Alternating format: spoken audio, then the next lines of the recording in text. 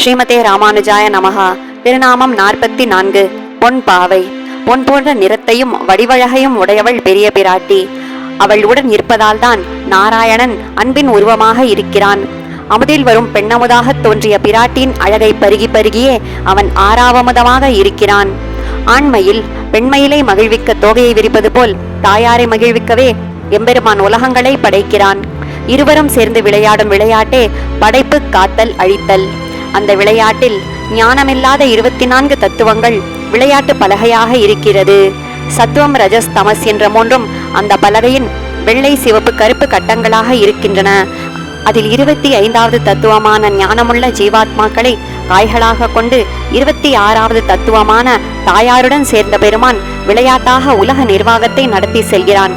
அந்த பெருமானையே பொன்பாவை கேழ்வா என்கிறார் திருமழிசை ஆழ்வார். ஆழ்வார் எம்பெருமானார் ஜீயர் திருவடிகளே சரணம்.